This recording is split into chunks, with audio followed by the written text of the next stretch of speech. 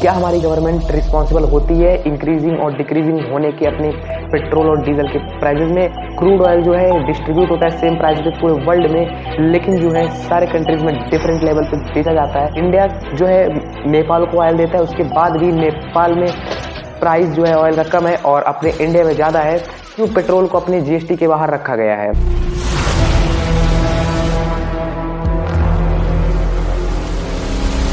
Petrol और diesel pump पे जो आपको पेट्रोल मिलता है वो डायरेक्ट आपको जमीन से निकाल के नहीं दे दिया जाता है। उसके लिए कुछ प्रोसेस होते हैं। जैसे पहला प्रोसेस, उस क्रूड ऑयल को पहले जमीन से निकाल के सब सरफेस से आपको सरफेस पे लाया जाता है। उसके बाद जो इसको रिफाइनरी मशीन तक पहुंचाया जाता है। उसके बाद वो मशीन उसको रिफाइन करके अलग अलग ऑयल्स निकाल देती है। उसके बाद जो है टर्सरी सेक्टर की मदद से उसको सारे पेट्रोल पंप पे पहुंचाया जाता है, जैसे कि एचपी हो गया, रिलायंस हो गया और भारत पेट्रोलियम हो गया, ऐसे। लेकिन इसमें एक प्रॉब्लम आती है, हर जगह क्रूड ऑयल अवेलेबल नहीं है। जैसे अपने इंडिया में बहुत ही रेयरली मिलता है, मिलता ही नहीं है। तो इंडिया जो है इंडिया के बाहर से क्रूड ऑयल लाता है।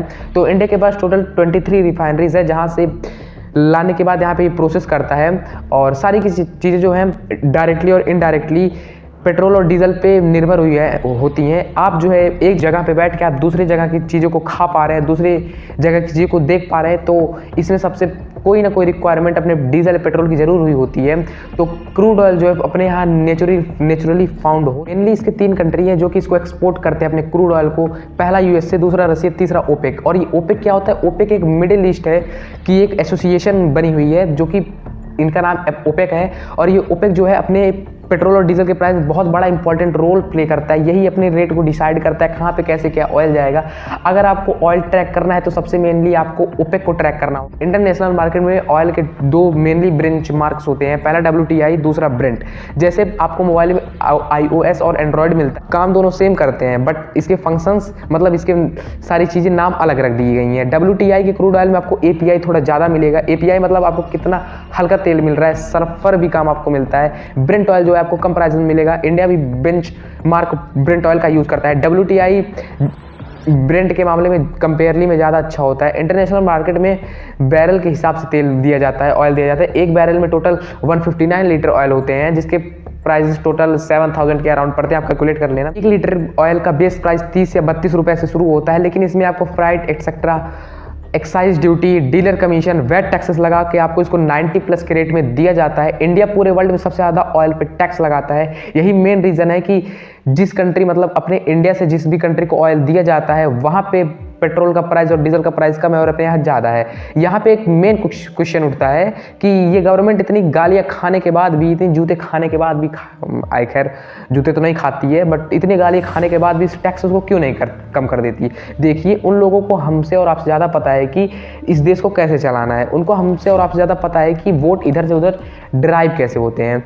तो ये टैक्स ना कम होने के कारण मेन रीज़न हम और आप ही हैं, क्योंकि हमारे इंडिया में फ्री की चीज़ें बंटने का क्रेज़ इतना तेज़ बढ़ गया है कि उतना कुछ भी नहीं बढ़ा है। अभी मैं आपसे पूछ लूँ अपने यहाँ बिजली कौन माफ़ किया था, आपको बहुत अच्छी तरीके से याद होगा। अभी मैं आपसे पूछ लूँ अपने यहाँ लोन कौन माफ़ किया था, आपको वो भी बहुत अच्छी तरीके से याद होगा। ये सब चीज़ें अपने इंडिया में बहुत ही तेज़ी क्रेज़ चलती है। लेकिन अभी मैं आपसे पूछ लूँ अपने इंडिया के अंदर किस सिटी की गवर्नमेंट ने जो है वेट टैक्सेस के प्राइस कम कर दिए ताकि इन्फ्लुएंस ना बढ़े। अगर मान लो आपके घर बिजली का बिल 300 रुपये आता है और गवर्नमेंट जो है उसको कम करके 100 रुपये कर देती है, तो आपको लगेगा कि बिजली का बिल हमारा माफ़ हो गया, आप बहुत कूदोगे। लेकिन सरकार जो है, आप जो दूसरी जगह आलू लेने जाएंगे, एग्जाम्पल ले लेता हूँ मैं, अगर आप कुछ दूसरी जगह आलू लेने जाएंगे, टमाटर लेने जाएंगे, एक्सेट्रा कोई भी चीज़ें लेने जाएंगे, तो उसमें आपको 10 रुपये, 20 रुपये, 30 रुपये बढ़ा देते हैं और वो अपने जो 300 रुपये में आपको माफ़ किए हैं वो उसके बराबर आ जाता है। इसलिए जो है इसी के बराबर आ जाता है। जैसे कि रिश्तेदार आपको इस साइड से पैसे देके जाते हैं, पीछे से आपके माँ बाप छीन लेते हैं। तो ये सेम उसी की तरह है, आपको वहाँ से पैसे कम कर दिए जा रहे हैं, यहाँ से आपको पैसे उठा दिए जा रहे हैं। इसलिए गवर्नमेंट भी जानती है कि टैक्सेस कम करने से महिमा मंडन नहीं होने वाला, महिमा मंडन होने वाला है फ्री की चीज़ें बांटने से। आप आए हर दूसरे तीसरे दिन सुनते होंगे कि पार्लियामेंट में पेट्रोल को लेकर, डीजल को लेकर झगड़े चल रहे हैं कि इसने पेट्रोल बढ़ा दिया, इन्होंने पेट्रोल कम कर दिया। लेकिन आप उसी गवर्नमेंट को जिस सिटी में वो रूल कर रही होगी, आप वहां ये नहीं देख रहे होंगे कि वो गवर्नमेंट अपना प्राइस 2-3 रुपये कम या ज़्यादा कर रही है, उससे ज़्यादा क्यों नहीं घटा रही है। 100 रुपये के पेट्रोल के प्राइसेस पे हर एक सिटी जो है 70 से 75% टैक्स लगाती है। इस पे मेन पॉइंट यही आता है कि एक तरफ पेट्रोल आसमान छू रहा है और दूसरी तरफ आप फ्री की चीज़ें बांट रहे हैं। हमारे देश में रिकॉर्ड है फ्री की चीज़ें जितनी बटी है उस किसी का भी भला नहीं हुआ है। इसलिए पॉलिटिशियन सबसे ज़्यादा फ्री में चीज़ें बांटते हैं। प्राइमरी सेक्टर में आप देख सकते हैं सबसे ज़्यादा बांटते हैं, क्योंकि प्राइमरी सेक्टर में जानते हैं वो वोट इस साइड से इस साइड डिराइव होगा। अगर गवर्नमेंट रातों रात पेट्रोल पे, अल्कोहल पे, तंबाकू पे रातों रात मैं कह रहा हूँ अगर टैक्सेस 10 से 20 रुपये या 10 से 20% बढ़ा देती है तो कोई भी इन छोटी छोटी चीज़ के लिए रिएक्ट नहीं करेगा, क्योंकि जानता है कि इसमें क्या मैं रैली उठाऊँ, 2-3 गाली देके शांत हो जाएगा। अगर वो रैली भी कर रहा है तो घर वाले पूछेंगे भाई तू किस चीज़ की रैली के लिए जान रहा है। इसलिए कोई इस चीज़ को गाली देके ख़त्म कर देता है। कोई कुछ चाहता ही नहीं है कि हाँ इस पर विवाद उठे, क्या उठे।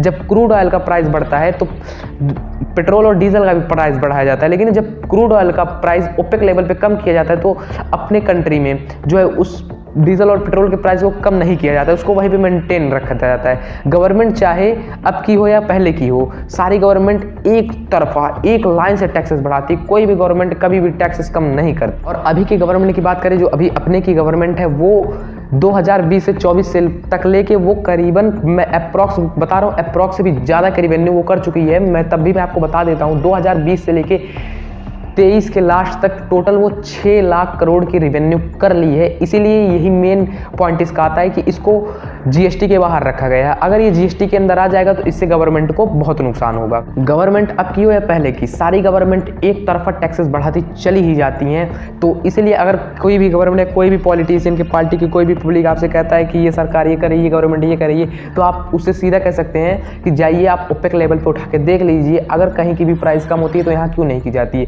और मेन कारण अपने इंडिया के अंदर ये भी उठता है कि फ्री की चीज़ें बांटने में इतना महिमा मंडम हो जा रहा है, इतनी चीज़ें बढ़ जा रही हैं कि हमें ये नहीं पता है कि वैट टैक्सेस सर कोई भी सिटी की गवर्नमेंट कम करती है तो उससे क्या इन्फ्लुएंस कम होता है। अगर वही वो गवर्नमेंट जो है आपको 2 लीटर 3 लीटर पेट्रोल फ्री में दे दे तो आप इतना उसका क्रेज़ बढ़ा देंगे, इतना क्रेज़ बढ़ाएंगे, कोई उसकी हद ही नहीं हो सकती है।